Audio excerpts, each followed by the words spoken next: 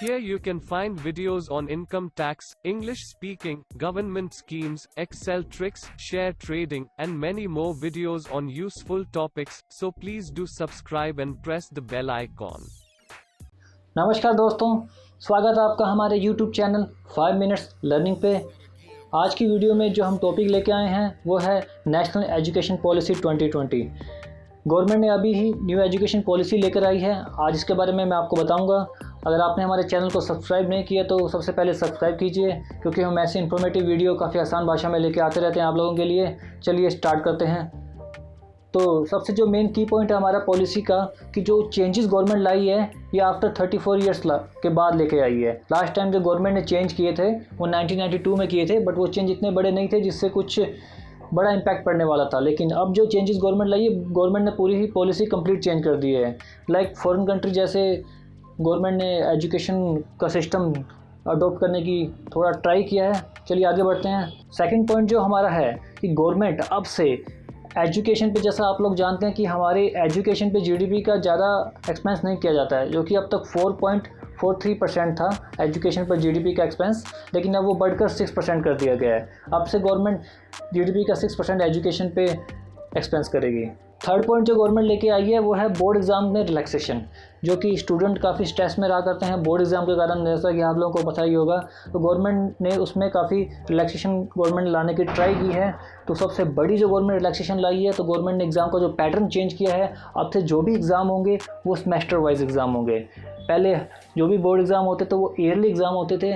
मान लीजिए आपने पूरे साल स्टडी की है, लेकिन जिस दिन एग्ज़ाम आए उससे 1 वीक बिफोर आपको कुछ हो गया, बीमार हो गए, आप एनीथिंग एल्स आपके साथ हैपन हुआ, तो आपका जो आउटपुट निकला आपकी पूरे साल की स्टडी का वो आपको वहाँ मिल ना पाया एग्ज़ाम में।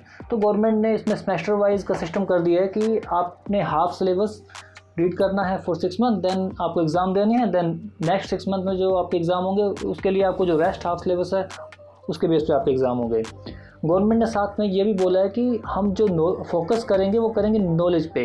पहले जो रट्टा सिस्टम जो चला आ रहा था कि थ्योरेटिकल नॉलेज को ज़्यादा ही बढ़ावा दिया जा रहा था, तो गवर्नमेंट ने उस पर थोड़ा बैक लिया है कि हम थ्योरेटिकल को छोड़कर हम प्रैक्टिकल नॉलेज पे ज़्यादा फोकस करेंगे। और जो एग्ज़ाम का पैटर्न भी हम जो डिसाइड करेंगे वो होगा application based exam.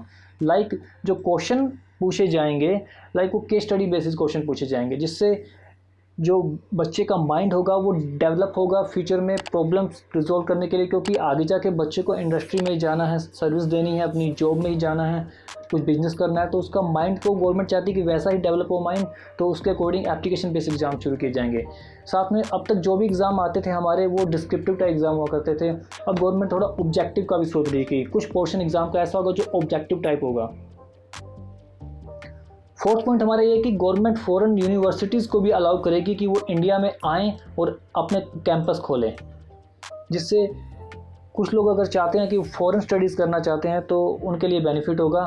Fifth point है गवर्नमेंट चाहती है कि हम टेक्नोलॉजी और ऑनलाइन एजुकेशन को बढ़ावा दें, क्योंकि चाहती है कि घर घर स्टडी पहुंचे, घर घर बच्चा पढ़ जाए, दूर गांव में बैठा बच्चा, हर बच्चे को स्टडी प्रोवाइड हो सके। उसके लिए गवर्नमेंट फोकस करेगी कंप्यूटर के थ्रू, लैपटॉप के थ्रू, मोबाइल्स के थ्रू, ऐप के थ्रू स्टडी को करवाया जाए। तो काफ़ी अच्छे चेंजेस गवर्नमेंट ने सोचे हैं। देखते हैं इनका इम्प्लीमेंट कैसा होता है, वो तो टाइम ही बताएगा, बट चेंजेस काफ़ी अच्छे हैं। शुरुआत काफ़ी अच्छी गवर्नमेंट ने की है हमारे एजुकेशन सिस्टम को काफ़ी अच्छा करने के लिए। थोड़ा बहुत इन्होंने अडोप्ट किया कि बाहर की कंट्री जैसा हम करें। चलिए आगे बढ़ते हैं। कुछ डिटेल पॉइंट मैं आपको बताता हूँ। जैसा आपको पता होगा अभी तक जो कंसेप्ट चला आ रहा था हमारा 10+2 का कंसेप्ट था। लाइक 10th तक हम स्टडी करते थे, देन 10th के बाद हमें अपने स्ट्रीम चुननी होती थी, साइंस, कॉमर्स, आर्ट, बैकग्राउंड हमें चुनना होता था अपना। लेकिन गवर्नमेंट ने इसको हटा दिया है। अब जो गवर्नमेंट नया फॉर्मेट लेके आए स्टडी का वो होगा 5+3+3+4। चलिए मैं बताता हूँ आपको 1-1 करके कि इसके अंदर क्या होगा। जो फर्स्ट 5 ईयर होंगे गवर्नमेंट उसमें कह रही है कि फर्स्ट 5 ईयर के अंदर जो स्टार्टिंग के 3 ईयर होंगे वो आपके प्री प्राइमरी स्कूल के होंगे। प्री प्राइमरी स्कूल से मतलब आपका प्ले स्कूल, आपकी LKG, आपकी UKG। आपके ये 3 ईयर कंप्लीट होने के बाद आपके जो नेक्स्ट 2 ईयर होंगे फर्स्ट 5 ईयर्स में से वो क्लास 1 और क्लास 2 के होंगे। देन नेक्स्ट 3 की बात करें, नेक्स्ट 3 आपको कवर करेगा क्लास 3 टू क्लास 5। अब गवर्नमेंट ने एक ये अच्छी बात यहाँ बोली है कि क्लास 5 तक नो लैंग्वेज बैरियर, मतलब student can be study in their regional language, मतलब स्कूल स्टूडेंट्स को अपनी रीजनल लैंग्वेज में पढ़ा सकते हैं, क्योंकि जब बच्चा अपने आप को डेवलप करेगा स्टडी के माहौल में, तो जितना वो अपनी बेसिक जो रीजनल लैंग्वेज है उसमें स्टडी करेगा उसको उतना ज़्यादा बेनिफिट होगा उस चीज़ का, ना कि अदर लैंग्वेज पे फोकस करे, क्योंकि उस टाइम उसका जो फोकस रहेगा वो अदर लैंग्वेज को सीखने में रहेगा, ना कि चीज़ें सीखने में।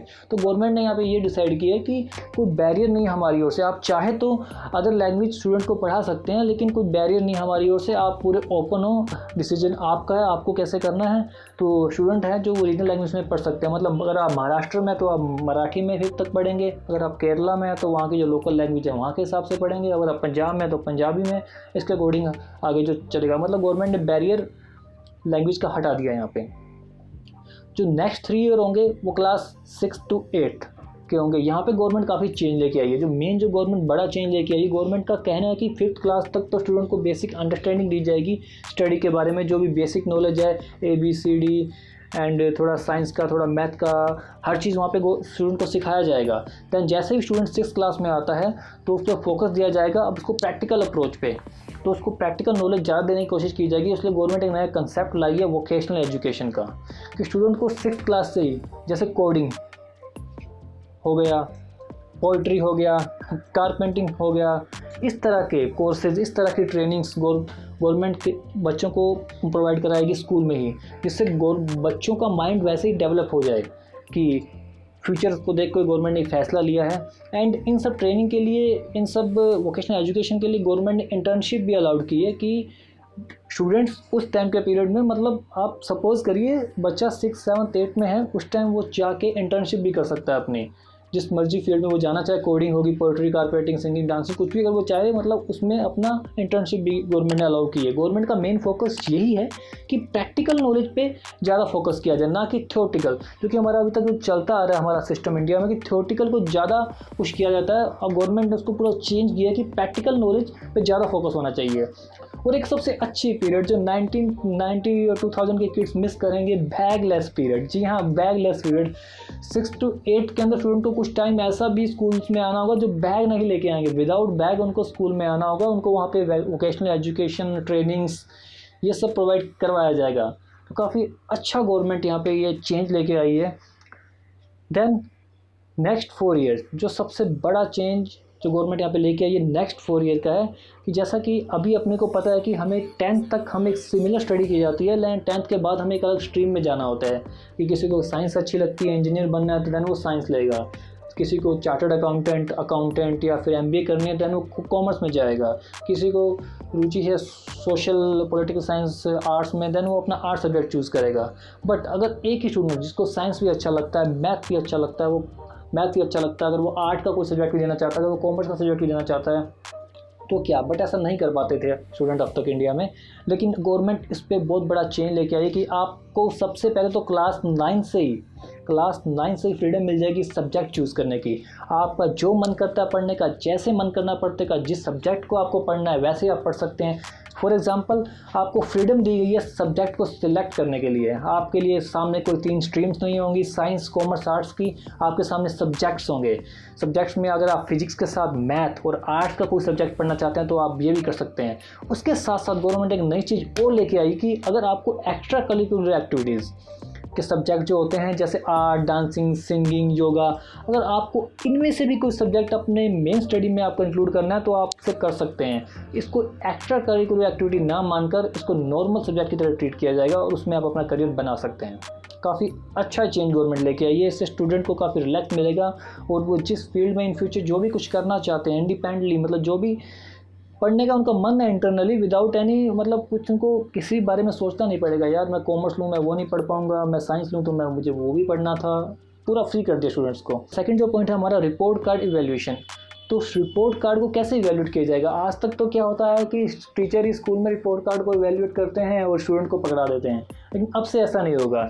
यहाँ पे अब से जो रिपोर्ट कार्ड का इवैल्यूएशन होगा वो सबसे पहले स्टूडेंट खुद करेगा, देन उसके बाद उसका क्लासमेट करेगा, उसका सहपाठी करेगा, देन 3rd नंबर पे जो क्लास का टीचर है वो करेगा। देन हम बात करते हैं हायर स्टडीज़ के बारे में। जब कॉलेज के अंदर पहुंच जाएगा देन क्या, देन गवर्नमेंट यहाँ पे एक एंट्री एंड एग्जिट सिस्टम लेके आई है on the basis of credits.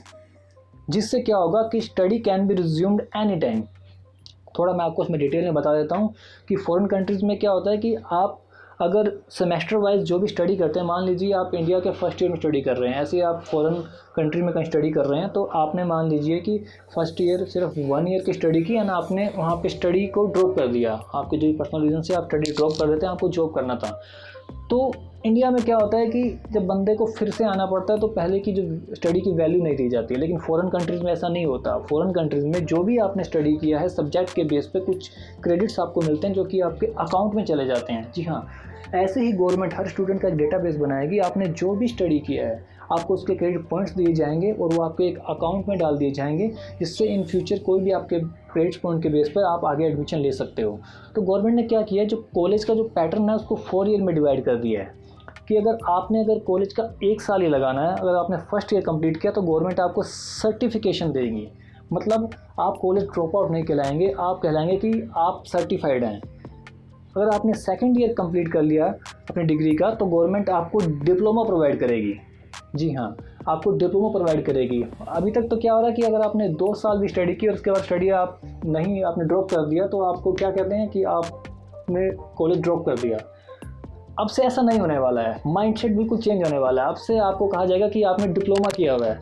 अगर आपने 3 ईयर की स्टडी कंप्लीट की है तो आपको मिलेगी डिग्री।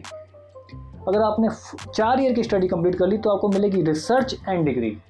तो काफ़ी शानदार, मतलब मुझे सबसे जो अच्छा पॉइंट लगा वो ये वाला लगा जो कॉलेज से रिलेटेड। मतलब बिल्कुल फ्री हो आप यार। अगर आपने 1 ईयर का अपने कॉलेज कंप्लीट किया आपको सर्टिफिकेशन मिल जाएगा, उसके बेस पे आप मार्केट में जाइए और जॉब कीजिए।